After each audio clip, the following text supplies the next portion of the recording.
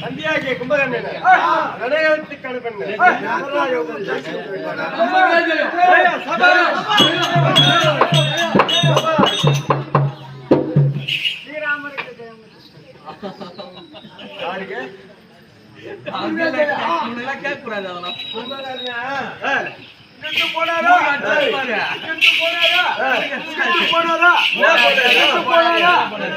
போனாரா வாட்டி பாத்ரூம்